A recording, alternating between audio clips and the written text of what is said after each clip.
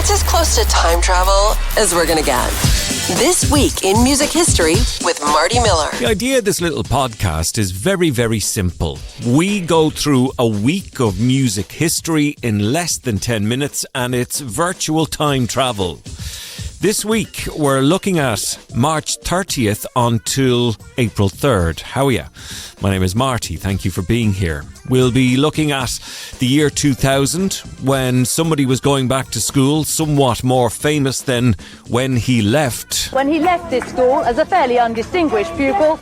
And in 1984, when your father decides you won't see your next birthday. Shot to death on the eve of his 45th birthday. And Bob Dylan accepts his prize in 2017 eventually. But I hope what I say will be worthwhile and purposeful. This week in music history with Marty Miller. It was this week back in 1976 that the Sex Pistols played their very first show in London, sounding pretty much as you'd expect them to sound.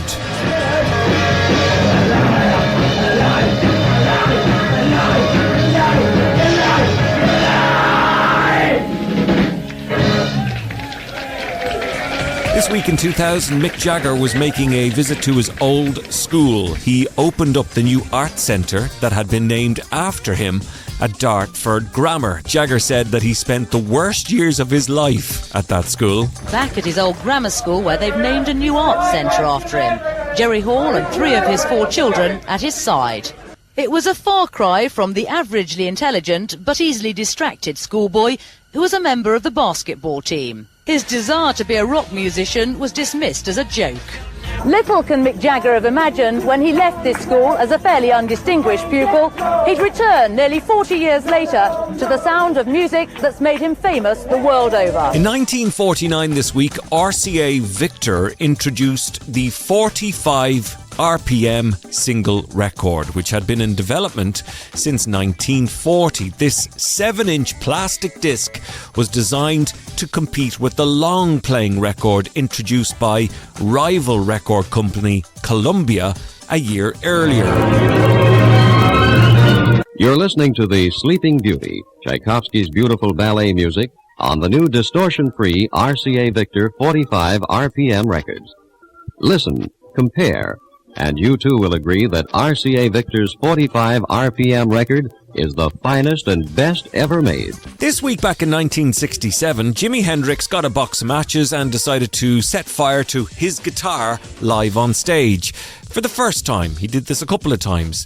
He was appearing at the Astoria in London. And by the way, that Fender Stratocaster that had been burned by Hendrix sold for 280 grand in 2008 at a rock memorabilia auction. Do you want to hear what a dying on fire guitar sounds like?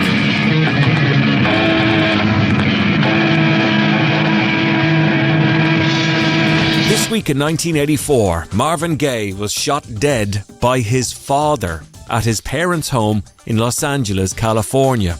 News reports at the time. Singer Marvin Gaye was shot to death on the eve of his 45th birthday. His father, Marvin Gaye Sr., was booked on suspicion of murder and ordered to undergo psychiatric tests. In the 60s, there was a great band called the Zombies, and a member of the Zombies was a fella called Paul Atkinson. He was the guitarist, and in 2004, he died age 58, liver and kidney disease.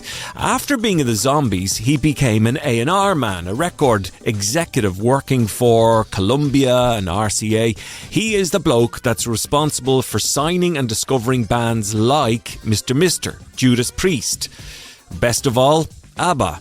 But musically, Paul Atkinson on this great Zombies record. Time of the season for loving.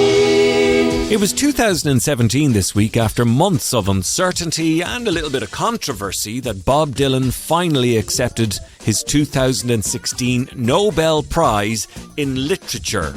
He made a speech about that. When I received the Nobel Prize for Literature, I got to wondering exactly how my songs related to literature. I wanted to reflect on it and see where the connection was. I'm going to try to articulate that to you, and most likely it will go in a roundabout way. but I hope what I say will be worthwhile and purposeful. Back in 1970 this week, Phil Spector completed final editing and mixing for the Beatles' Let It Be album, 16 months after it had begun. I tell you, far from the George Martin days when you would get the boys in the studio, record, mix it down and release 4 albums in one afternoon. Of course, that actually never happened. The Beatles feeling messy in the studio. When I was younger, so much younger than today, I never needed anybody's help in any. But now these days I'm not so self-assured. Now I find I change my mind and open up the door. Help me. Speaking about bands in studios, this week in 1990, Nirvana went into a studio in Wisconsin to start work on demo versions of songs like this, which would become something very well known.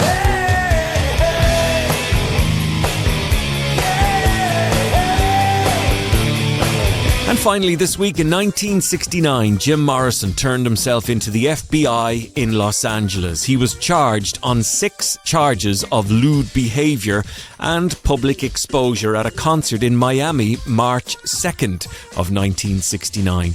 He was later released on $2,000 bail, and this was where all of the trouble started. President of the Greater Miami Crime Commission, I'm calling upon the Dade County Grand Jury and the State Attorney's Office to immediately take criminal action against those that were responsible for the deplorable condition and situation that occurred at the Dade County Auditorium this past weekend, when the group known as the Doors, the rock and roll group, attempted to precipitate a riot. And that is a look at this week in music history. That is March 30th to April 3rd. My name is Marty Miller. Thank you for listening to the podcast. Let's do it all again next week. Zipping through a week in a matter of minutes. This week in music history, the podcast.